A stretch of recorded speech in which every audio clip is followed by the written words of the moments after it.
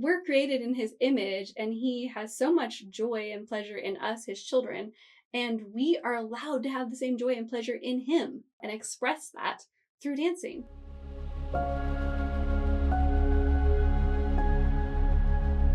Welcome back to Fasting Food Faith. I'm Brianne Sims, RN. I'm Dr. Sam Sims, nurse anesthesiologist. And today we are talking about something very exciting, something that I'm passionate about, and something that is slightly controversial, and also something that is a surprise to you. I don't know what it is. Because you have no idea what we're talking about on this episode. Yep. And so this is just going to be fun to have a chit chat, just spur of the moment with all of our listeners. So here we go. Let's dive in. Today, we're talking about something that is very, very similar to fasting. It is something that is not often talked about in the church, but it has a lot of the same physical and mental benefits as fasting. It also has some of the same spiritual benefits. I would say that it's a powerful expression of our faith that is very beneficial. Okay. Just like fasting is a powerful expression of our faith that is very beneficial. And it is dancing. I want to start, let's talk about first about some of the research about the physical benefits of dancing, because they are incredibly similar to fasting. Okay.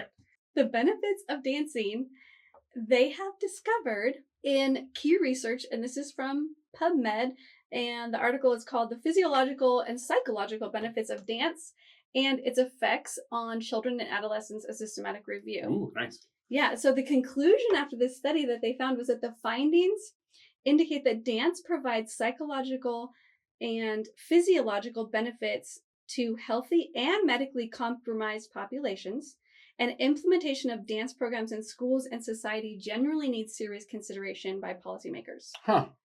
So they should incorporate dancing into our schools. Well, I used to do square dancing when I was in school. Did you really? Yeah, we did, actually. Yeah. You're going to teach me how to square dance. It is not a 2-person dance. It's like 8 people, and it's in a square, and it's, Yeah, I know, but I didn't learn square dancing in school. And it's all. That's probably because I was homeschooled. I actually still know one of because they say they do like a song, and as they do the song, they tell you the moves you're supposed to do. Oh, they just call them out. That's they right. call them out. I did know that. Yeah, I actually still know. I actually still know one of the lyrics of one of the calls. Oh wow! I know. It just do a whole square dancing thing. You want to hear it? Maybe we should have a party. Yeah. What is it? Well, you're in elementary school, so obviously, it was burgers and fries and cherry pies, do-si-do and promenade. That is so American. I love that. So never forget it. I guarantee you, all my siblings would, if you just said burgers and fries, and they just started with the right lyric, they would see the rest of it. Everyone would sing it together. And they would all get it. Yeah. I like it. Yep. Okay, well, here's another study from PubMed. At the conclusion, let's go back and read the title. The effectiveness of dance interventions on psychological and cognitive health outcomes compared with other forms of physical activity, a systematic review with meta-analysis. Oh, big review. Big study. Big study. Yeah, this is a big study over a huge population. Yeah, well, it's a bunch of different studies. Yep. Yes. And so their conclusion was that undertaking structured dance of any genre is generally equally and occasionally more effective than other types of structured exercise for improving a range of physiological and cognitive outcomes. So the structured dance of any genre. So there's nothing more structured than a square. I mean, no, I'm understanding why this happened. And the genre, the square dancing. I understand why we had to do it that way. Yeah. The square dancing. It makes sense.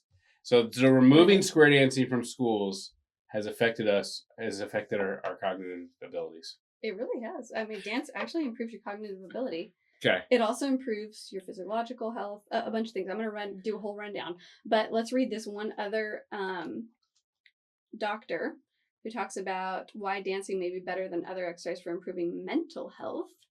He states that dance has far-reaching health benefits. Dr. Fong Yan. If you stick to a physical activity, the long-term physical health benefits will reduce the risk of health conditions related to sedentary behavior, and the social connectedness and psychological effect of dance will alleviate the symptoms of mental health conditions, and improving cognition could aid the independence of older adults. Okay. So basically what they're saying is that dance improves your health and your mental health and your cognition, whether you're a year old or 101 years old. And it also improves your health, because they did a lot of these studies on people who had a lot of different diagnoses, like a huge range of them, and it improved all of their health. So, so it's very physical activity, increased range of motion. Yeah. Yes, but the key with dancing that it also improves your mental health and social connectedness. So because you have to think. I mean, you have to think about like what your next steps are. You know what I mean? Exactly. It boosts your cardiovascular health, your core strength, flexibility, helps with weight loss. It's good for bone health. It prevents memory loss. It's good for your mental health. It busts stress. Helps us feel social connected. So there's so many benefits to dancing, just like improving our mood and reducing behavioral problems, even in children, maintaining a healthy weight. It encourages music appreciation, encourages spontaneous creativity. Like, it taps into parts of our brain that other things do not. Well, clearly, I remember that lyric from like... Exactly. Because of the music. The music helps our memory, and so does dancing. And the action. And so does fasting. The more you fast, the better you get at it. Yeah. The more you dance, the better you get at it. Yeah. And the more you do it, the better you look doing it. I mean, wow. Okay, yeah, for sure. Yeah. For sure. Okay, wait. What if you fast and dance? I was just going to make that point, but I was like, hold up, that's for the end of the episode. Okay, we're getting there. All right. Just let me bring this train to the station, okay, before we just jump the gun here, okay? We've got more to cover. Foreshadowing. Like, okay, let's talk about the spiritual benefits. Yes. Okay, what does the Bible actually say about dancing? Because most people, when you think about reading the Bible, you don't think, "Ooh, I wonder what the Bible says about dancing." Mm-hmm. Like, you're looking in the Bible for other things. However, it is mentioned in the Bible a lot. Okay. Actually, in several different ways, because it's used as an expression. It is used to express many different feelings. It is used as an expression for celebration, victory. And so we know that is true in the Old Testament with Miriam. After Pharaoh's army was defeated, they didn't have to fight at all. God defeated the army. So Miriam goes dancing, and all the women go out dancing with her, with their tambourines and everything. And she has a whole song that she does. And so that song of victory is in the Bible. Oh, cool. So it's a song of victory and dancing and celebrating how God fought for them. So that's really cool. Then we also know David comes back from war, and he dances before the Lord with all his might. Mm-hmm. But his wife at the time is embarrassed by this. But I gotta read his response to her. Is so good. He says to her, "It was before the Lord who chose me above your father and above all his house to appoint me as a prince over Israel, the people of the Lord, and I will celebrate before the Lord." Yeah, dance all you're right. Yeah, he rebuked her for her being embarrassed by his dancing, because he was like, that was between me and God. I just think about now with David, like if I were to dance with all my might, I would hurt myself. Okay. I think I might have danced with all my might once, and I don't think I've ever recovered. Okay, well, maybe you need to work up to that, okay? Like with fasting, you gotta work up to those long fasts, okay? You gotta work up to dancing with all your might. I think you have to prepare for that. You just like, it's like, you might have to train a little. Yeah. For that. Yeah. So, anyways, back to talking about dancing. Dancing was just such a big part of their culture and their history. And what another thing that I find interesting is that in the Jewish culture, women danced with women and men danced with men, because it wasn't sexualized like it is now in our culture. Okay. How, like, you know, when you think about dance in our culture, like, a lot of people are like, oh, Footloose, you know, like the movie, you know, well, dancing is wrong. The church is bad. Dancing leads to, we know what. But so it's given the wrong connotation. And I'm like, no, what is it? Okay, we're not, you know, this is a PG podcast, so we're not going there. But it's just been overly sexualized in our culture. Like, people only think of and refer to dancing in that way. And that is not the way that God created dancing to be. He created it to be a beautiful expression of celebration, victory, joy, worship, feeling closer to God and others, a celebration of freedom and community and expressing emotions, like, but a whole gamut of emotions, even grief, So, Grief? yes, they would have mourners who would Mourning dance? yeah, like mourning and dance in the Weep, streets, weeping, and wailing? weeping and wailing in the streets and everything like that. Yeah. Hmm. So it's a very incredible way of expressing our emotions in a healthy way. I think that we've lost a lot of our childlike intuition and ability and creativity and joy that God really wants to restore to his church and to his believers. Like, because Jesus even says in Matthew, let the little children come to me because the kingdom belongs to such as these. Mm-hmm. Like, to come to him as children because we are his children. Okay. And to have that childlike joy and that expression and that creativity. I think we're missing it. Just like I think we're missing fasting in the church so much in our culture today. I think we're missing the joy of dancing. God has really been challenging me with that lately and talking to me about dancing and rejoicing. And so I've been incorporating more of that into my worship time. And I have to be honest, it was very awkward at first to just dance while I was worshiping, like singing and just, being at home, getting ready for the day or whatever, listening to my worship music. And he was just like, rejoice, dance, sing, dance, rejoice. Like, It's okay to feel your feelings in your body. Like you're fasting. When you're fasting, your whole body is involved. Mm-hmm. When you're dancing, your whole body is involved, right? It's a form of worship and submission to God. Mm-hmm. Both things. And so I think coming before the Lord with that childlike joy and letting out the emotions that we don't always have words for. A lot of times we use music to express that and singing and those kind of things. But I think a lot of times there's not always words, and it's okay to use our bodies in dance to express our emotions. And I really think that's one of the reasons why he gave us so many, joints, articulating joints, limbs. We have long arms and long legs, I think, so we can dance. I mean, that's probably not the only reason, but also I think it's a big reason because no you can celebrate. Creation. You can celebrate with your body that he created. Yes, exactly. Okay. He created us for celebration and joy, not just for suffering and sadness and sitting around. He created our bodies for celebration and joy. Yeah. Okay, did you know that it actually talks about an animal dancing in the Bible? No. I'm just going to throw this little tidbit in because I thought it was so cool. Sweet. Isaiah 13:21. But wild animals will lie down there, and their houses will be full of howling creatures. Their ostriches will dwell, and their wild goats will dance.